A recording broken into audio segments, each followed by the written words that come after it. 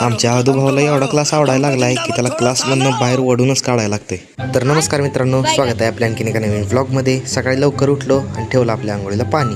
आंघोळ करून तयार झालो आणि निघालो आता क्लासला. चौकात आल्या आल्या सूर्यनारायणांचं दर्शन पण झालं. नंतर थोड्याच वेळात क्लासवर आलो आणि या बघा, हे आला आपला नवीन डॉन. नंतर आमचा क्लास सुटला तरी आदूभाऊ काय क्लासमधनं यायला तयारच नव्हता. जसं बैलाला गोट्यातनं बाहेर ओढून काढायला लागतं तसं आमच्या आदूभाऊला आता करायला लागत होतं. मग शेवटी मीच मोबाईल घेऊन वरती गेलो आणि आदूभाऊनं जसा मोबाईल बघितला तसा गप गुमान खाली यायला लागलाय बघा. आदूभाऊला खाली आणल्यानंतर हे बघा आले आमच्या मागणं सागर भैया. नंतर क्लासमधनं आम्ही आलो सगळे मित्र जरा चहा आणि बिस्किट खायला.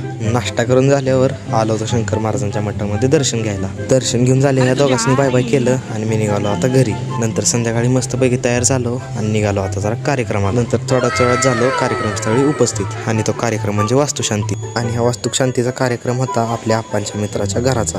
नंतर जरा फोटो वगैरे काढल्यावर आम्ही आलो डायरेक्ट जेवण करायला. जेवण झाल्यावर बसलो गाडीत आणि निघालो आता आपल्या घराच्या दिशेने. आपली तर काय पोटपूजा झाली होतीच, पण म्हणलं आता गाडीची पण पोटपूजा करून घ्यावी म्हणून आलो आता गॅस भरायला. व्हिडिओ आवडला असेल तर लाईक करा विसरू नका. भेटूया आपल्या ब्लॉग मध्ये. तोपर्यंत रामकृष्ण हरी.